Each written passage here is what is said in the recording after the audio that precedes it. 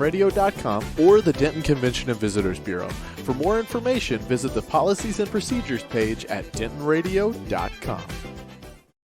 Ladies and gentlemen, thank you for tuning in tonight on DentonRadio.com. My name is Kyle Beats. We are broadcasting from the beautiful Discover Denton Welcome Center on the It's Getting Slightly Cooler Denton Square. It was 96 today instead of 107.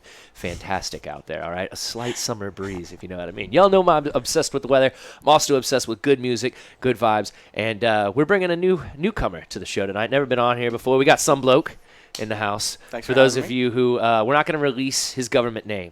We're not going to do that. All right. We're not going to be those people. I actually thought about it even in the post. I was like, should I post real name? No, but if you're curious, just go find the person who reposted it, and you'll put two and two together. All right, you'll put two and two together. It'll be fine. So, man, let's kind of dive right into the interview. I did brief you on the first question because I didn't want to put you on the spot. You know what I mean? So, you've had a little bit of time to think about it. So, what would you say is your first musical memory? First time you remember music having an impact on you, or it impacted the world around you? Well, first off, thanks for having me. Bring that mic a little closer. Thank you for having me. Uh-huh. Secondly, congratulations on bringing home your daughter. Oh, well, thank you. It's a big deal, man. Very happy for you. Answer the question. So, oh man, I appreciate that. My first memory when it comes to music would definitely have to be I was 5 or 6 years old. Mm-hmm.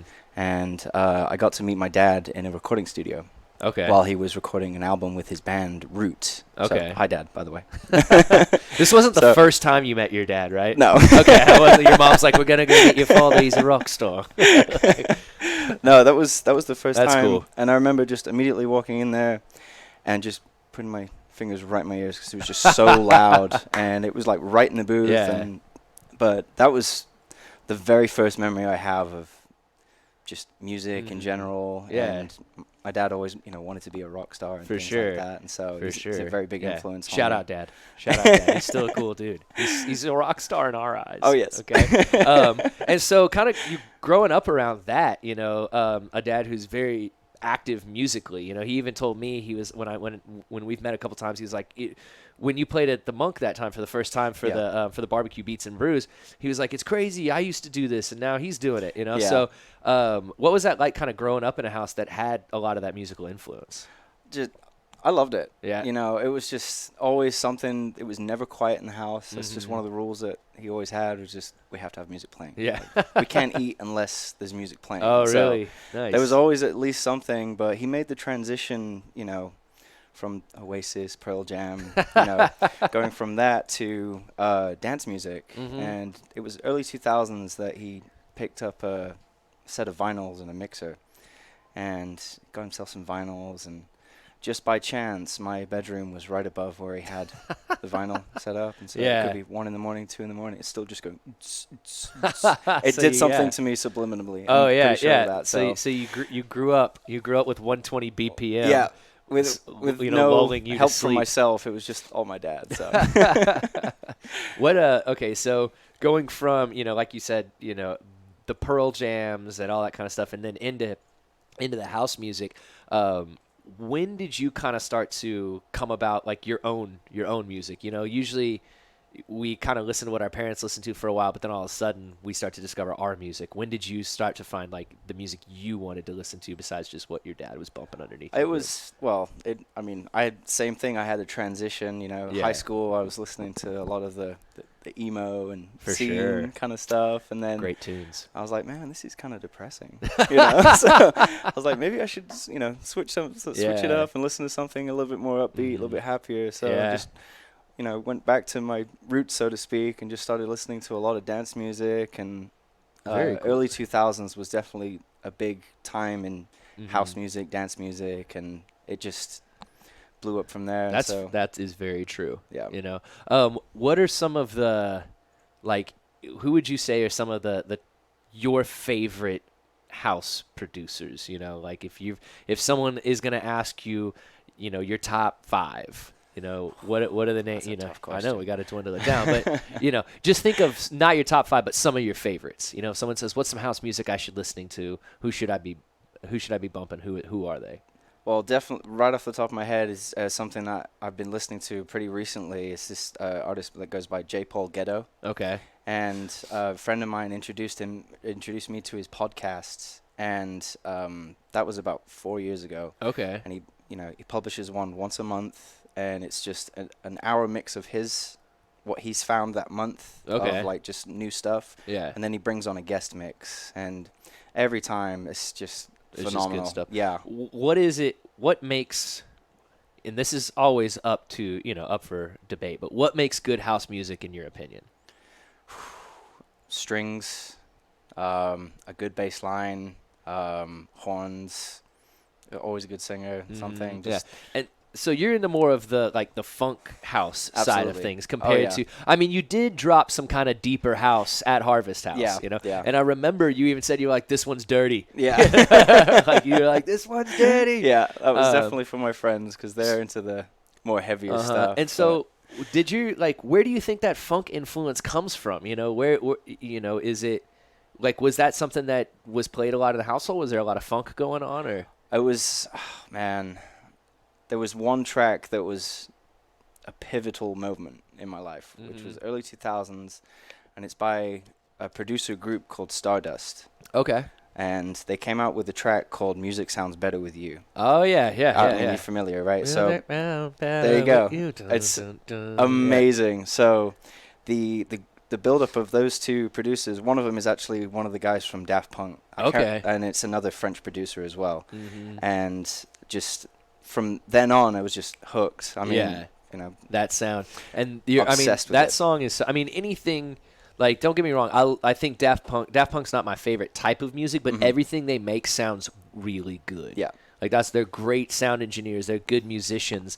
You know, I think that over time, you feel like it's overplayed, but they're also classics. That's timeless. That's what I mean is, you look for that music that's come out in our generation or in the last 20 years, and, people are going to be listening to "It's Up All Night," for until records no longer. Yeah, exactly. So definitely, and One More Time. A lot of their songs are very timeless. Yes. And had a lot of impacts on a lot of people at different periods. Like I remember, that. Did you ever see the Hand video? Taller, faster, like yeah. That was huge. That was iconic at the time. I was like, what is this? Nobody knew how you were making those noises, and doing all that type of stuff. Yeah. So, having that in mind, if okay, now I like this music, but now I kind of want to make it. I got to figure out how to do it. What did you start with when you were like, I want to figure out how to make this music? I started with Fruity Loops. Okay. And this was probably when I was like 19 or 20. Okay.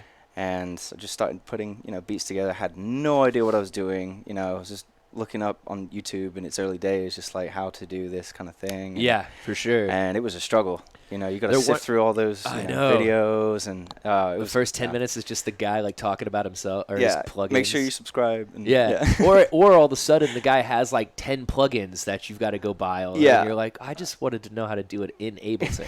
His computer screen looks nothing like mine. Like, where's the transition? What happened? Yeah. So you're starting off with those videos and just figuring out where does it go from there.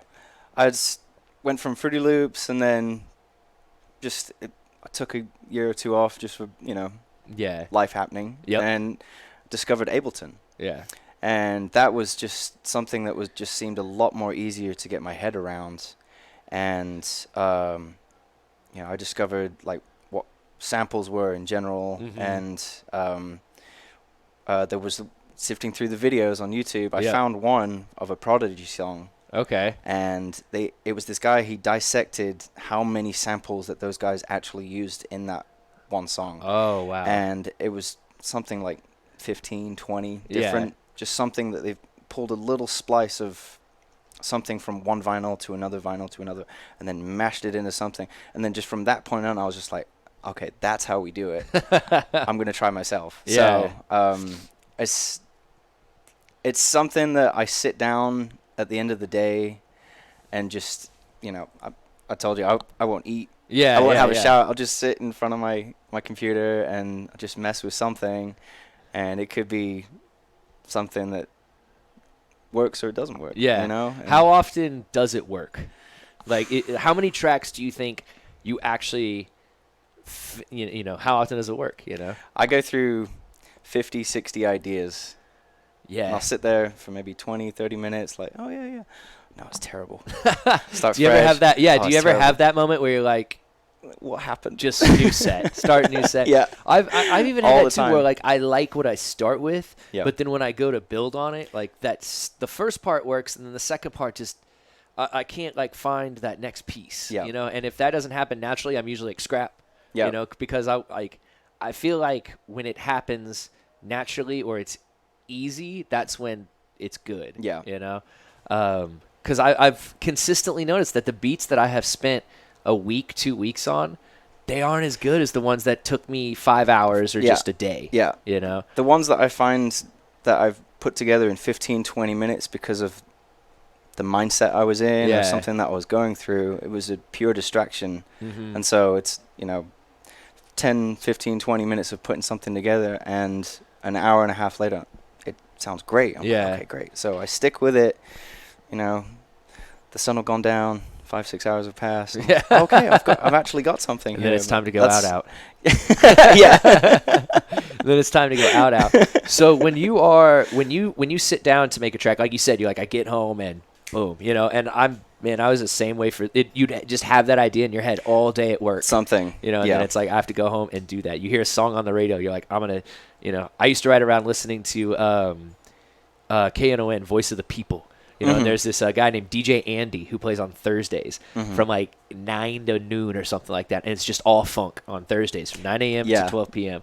And I've literally made songs that I've heard, like sampled stuff that I've only heard on his program, and I Yeah. have to grab the phone and go, what am I listening to right now? Yeah. And then it brings up this obscure, you know, this guy has like some, you know, where it's like you go find the record, you can't find it anywhere. You go to YouTube, there's only one video of it, you Yeah. know, and it's only been seen like Shazam 1,000 lets you times. down. Yeah. You can't find it. It's like, oh, yeah. man. So when you sit down to make a track, what's the first thing that you do?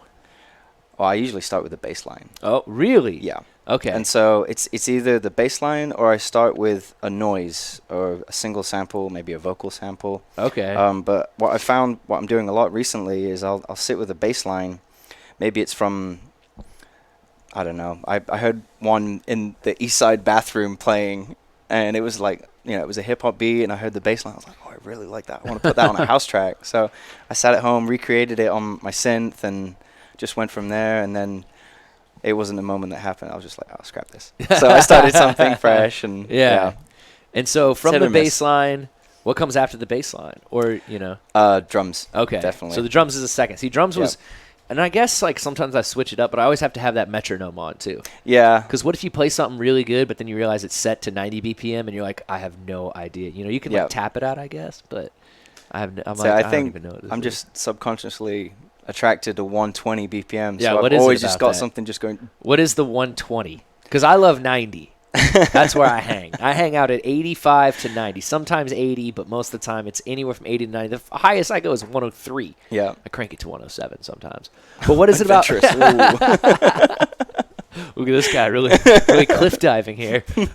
So what is it about that the 120 BPM? Because anywhere from 120 to about 128, you know, if you Yeah. go any faster, you're getting into like footwork sometimes. Yeah. So Techno. yeah. So Something. what is it about the 120, 128? I'm not sure. I've always seen it 120 BPM as your heart rate when you're excited, and so it's just I feel it in my body. I don't know what it is. Makes the most It's- natural sense in a way. It just comes naturally to me, and I'll put a bass line and just put a 4/4 kick, and Yeah. then just put the hats on the half beat, Yep. and just yeah. Just like that. And so, you get the bass line, then you get your drums. So then where are we going from there? Vocals. Vocals. Yes. See, we haven't even gotten to the main synth, which Yeah. I find interesting. Yeah. Because usually, like, my first, like, I will come up with either a drum beat or a piano line, and then I start to transcribe that piano to different instruments and Right. put effects in here and there. But, yeah, so you start off with a lot more of the different pieces. Yeah. Feels more puzzly to you. Yeah, you know? definitely. It's musical Legos to me. Yeah. And so what I'll do is, I won't necessarily find vocals, or maybe I'll find a chord progression that I like. Okay. Or I'll find just a pure sample of somebody playing piano. I'm not very proficient on piano, so maybe I'll rely on samples a little bit more heavily than some people. But what I'll do is I'll find a sample of, you know, just some chords and then chop those up to where it, you know, sounds exactly. Just blend it all around. It all in. Yeah. Very good. That's so.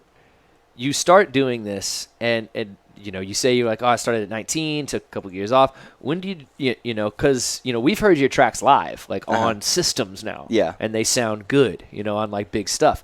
So it's good to hear. Yeah. When did you start to feel like confident in the music, you know, that you were choosing? You know, not just for what you were making, but DJ wise, you know, and being like, okay, cool, people want to hear this music. When did you start to feel that, you know, that confidence?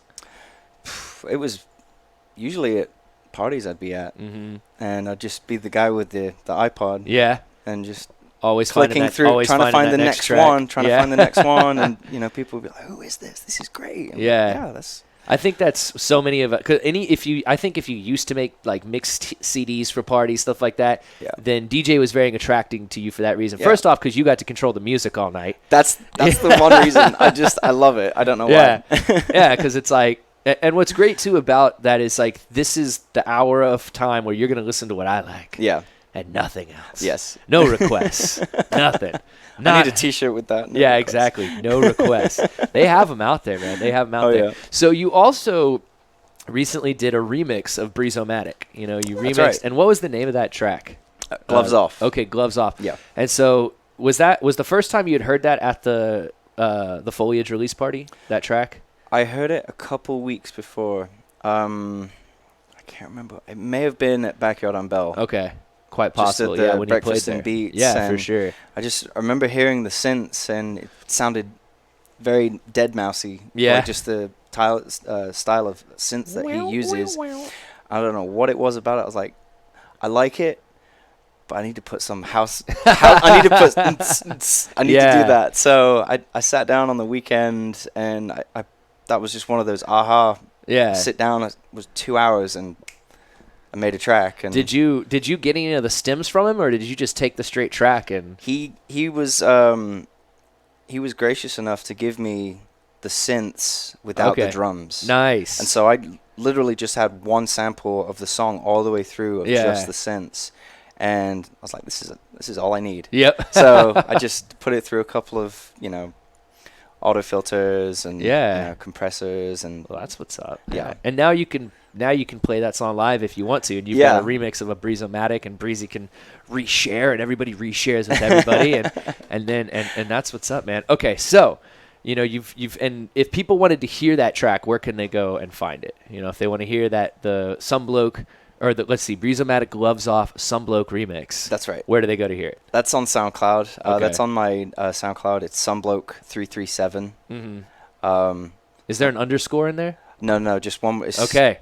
SoundCloud.com/somebloke337. Okay. And I have a few tracks on there, maybe about 20. Nice. A few. I have a few tracks, maybe about 20. That's what I'm trying to go for. That's a lot of tracks. What it's not a few. Had in my mindset was, for a long time I was making stuff that I really wasn't happy about. Mm-hmm.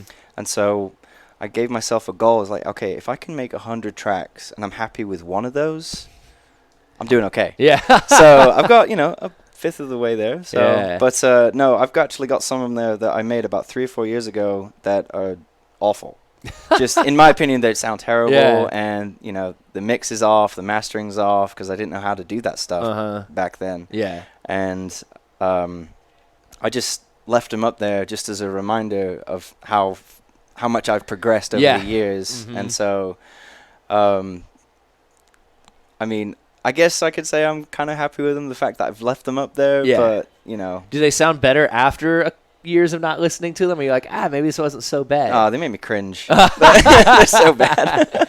No dice. Sometimes I go back to old stuff and I'm like, this is actually pretty good. Yeah. This wasn't as bad as I thought it was. Everything in me is wanting to find the old stems and just trash it. Just do what I know now with them and remake them. And there's a few songs where I'm like, man, I wish I could have figured out a way to make that work. Yeah. Or like, you make it like, the biggest mistake that I would make was like making stuff on my headphones first or laptop speakers first. Yeah. Like sometimes I put stuff because, and then all of a sudden you take them to your speakers and totally different frequencies, especially if you're making it on laptop speakers, you know? And that's just one of those things where it's like, that's just what you have at the time, you know, or, you know, I have pretty nice headphones, but I feel like when I start off on the monitors first, and then I go to headphones and do a little bit of the mastering stuff, and then go back to the monitors, and then back to the headphones, kind of go back and forth, then I end up getting my best mix. But if I just mix something in headphones only, dude, it's back to the drawing board. As soon as I play that at a venue or anywhere, I'm like, nope. That's the quick transition right out of that. That was just an interlude of terrible sounds. And that's one of the best tips I've ever gotten from people that, in my eyes, know what they're doing, is just try it on multiple different speakers. And so I always tell you, whenever I finish a track, I'm putting it through the car test. So I'll load it onto my phone and then put it on the car and then be like, sounds good. No, too much bass. No. Okay. Back inside, rework it. Dude, before like MP3 players, or you could literally just plug your iPhone into your car, because I know yours can do that because you got the same car as Brit, so I know it's, you know. Before that, dude, I would burn 35 CDs to just keep testing the mix, because that was the thing. I would buy CDRs, not CD like RWs. CDRWs you can write over them, but they were like $15 more, and I was broke. And I was like, nah, just give me this. Give me the $10 100 stack. So you'd be burning like 30 CDs a day just to go do the car test. Same thing. Yeah, the amount of CDs I've gone through. I know, that's something else. Okay, so and so you also have quite a bit of gear at your, you know, in the studio, as we like to call our spots. You know, it's just the easiest. Studio apartment. Yeah, I like that. Hanging out in the studio brackets apartment. For instance. What's some of the gear that you use when you're making beats? So we're making a track. We talked about this. The brain of it is Ableton. Okay. I don't know what it is about that digital audio workstation, the DAW. It's just really simple to use. They've got a little help bar that I use way too much. Help bar is awesome. There's that, and then just everything else just came really naturally, just of me just swiping credit cards and just finding something. I'm like, very natural motion. What I'll do is I'll find a YouTube video, like, you know, something completely unnecessary, like, oh, but it does that. I need that, you know. You have your sequencer though, and that thing's pretty cool. Yeah, too. my Roland Ayara. Yeah. So what it is it's a drum machine, which is an 808 Roland drum machine, and also a 909 Roland drum machine rolled into one. Oh, okay. It came out a few years ago.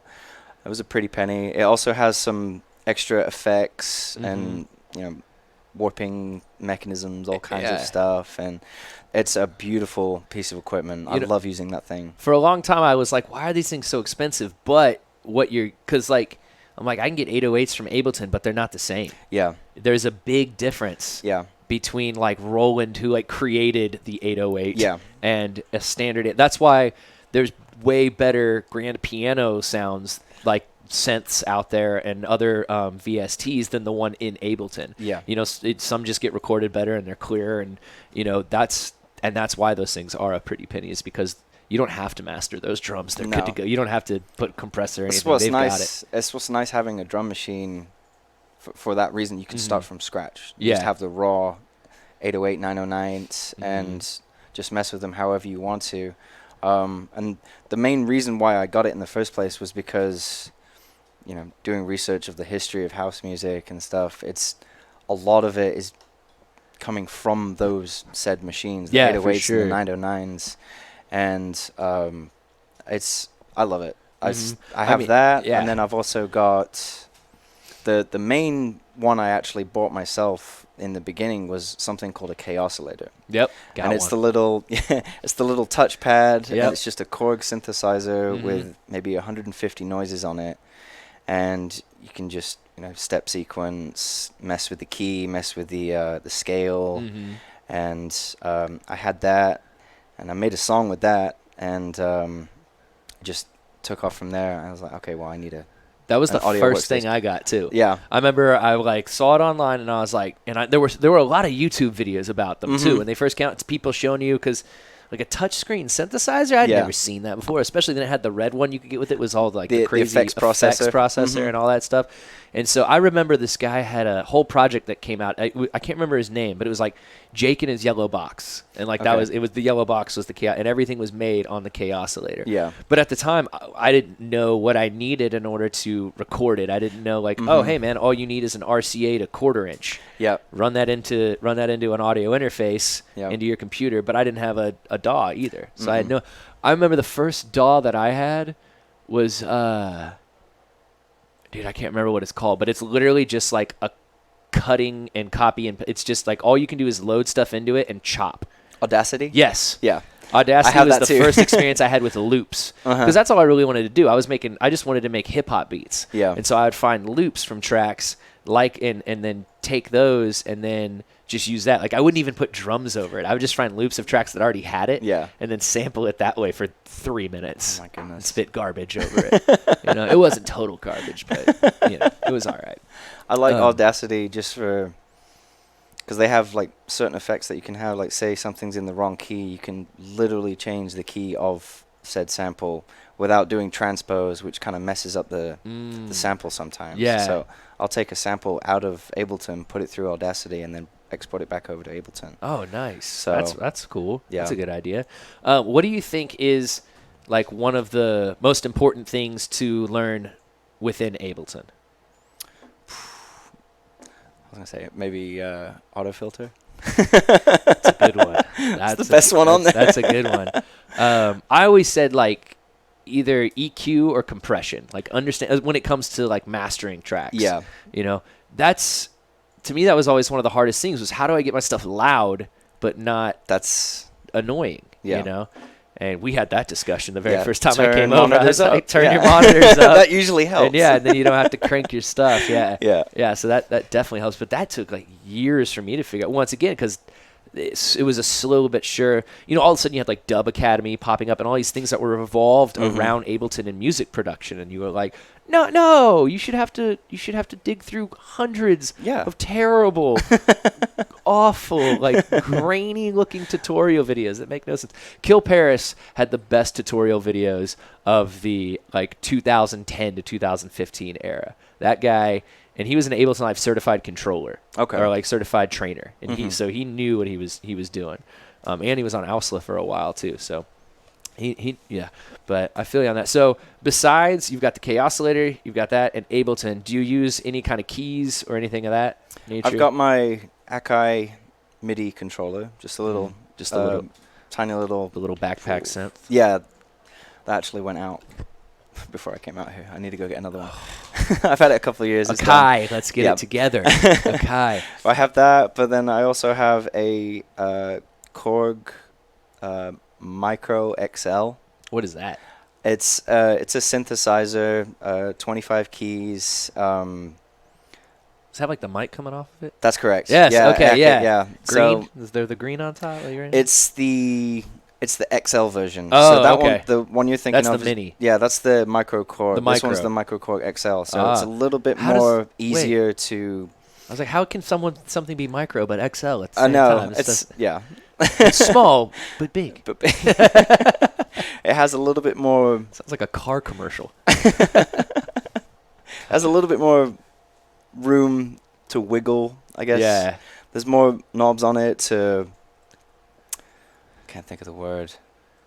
It's just a lot more. Sound design. Yeah, it's a lot more simpler to use because I remember with the Micro Korg, you have to press 3 buttons to get to a certain menu. Yeah. And then it's the same kind of thing, but it's a little bit more simplified. Yeah. What's hard about that is, especially if you're used to working in a DAW, is you don't have a screen right there. Yeah, it's they've just like got you that gotta little click digital display. Yeah, you got to click these 3 buttons, and then you might know what it means because it's like 4 letters. Yeah. It says like straw, and you're like, straw? What? STRW? Like, what does that mean? It doesn't make any sense to me.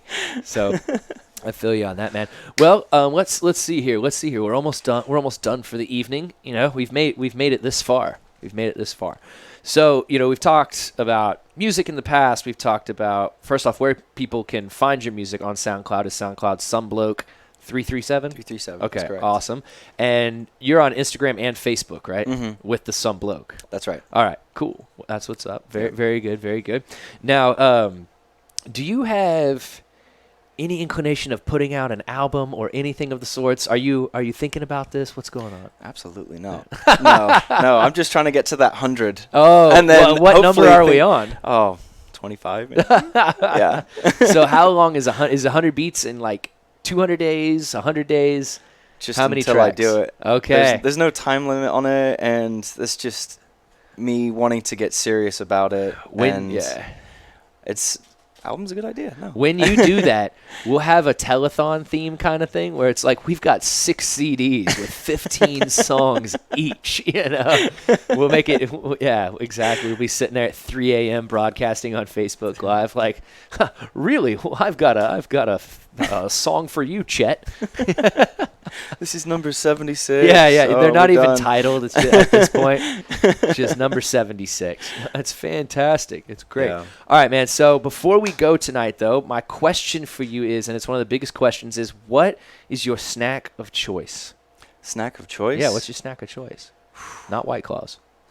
Oh, man. You stole the answer out of my mind. Dang it. Cut you off. Dang it. Oh, I don't know. Crisps. Or chips. Chips. Okay, I don't know. Salt and vinegar chips. Oh, okay, there you go. Yeah, crisps. I was like, is that, yeah. Once again, I don't know why I just moved that water back and forth. That was a very strange thing that I just did. I don't think that was on camera, though, so we're okay. Okay, so, man, I tell you what. Are they? Hey, no. Almost. Oh, luckily there's no coffee in my cup down there. I just gave shout out to Jake, the producer, for scooping that up for me.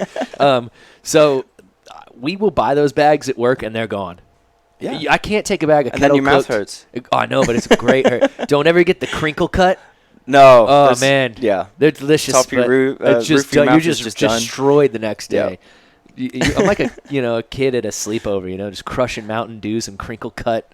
Those, especially the sea salt and vinegar crinkle cuts. It's over because then you get the salt and vinegar in those cuts, and it's like a good burn, but you can't say no to it. Oh man, just one more. Yeah, but you've got blood on your teeth. No, mate, we're done with the chips, man. just one more, man. Come on, give me the chips back. Give me the chips. Something's wrong with Lee. Something wrong with Lee. Man. Well, thank you so much for coming on tonight, man. Thank you for having me. It's been a pleasure me. having you on once again, folks. We had some bloke tonight. This is Kind Beats. You've been watching Sound Value, sponsored by LSA Burger Company. Big shout out to them for helping us stay on the air. Next week, I've got Leon Carlo. We're going to be talking to him about all kinds of music that he's been posting about, so make sure you check out his page. Also going to be talking about the Moonlight Serenade show that's going to be coming up at Backyard on Bell on September 12th, so make sure you come out to that. We've got Leon Carlo, Lorelei K, and Scal. It's going to be a fantastic show. So once again, much love to some bloke. Y'all stay right here. We got Ellie Bell and the Denton Vibe coming up next. We'll see you next time right here on DentonRadio.com. Peace. Well, thank you for tuning in. We hope you enjoyed the show. We want to thank our partners and sponsors who made this show possible. And now stick around for a word from all of us here at Discover Denton. Do you love live music? If so, make Denton, Texas your next vacation. Find more information at discoverdenton.com.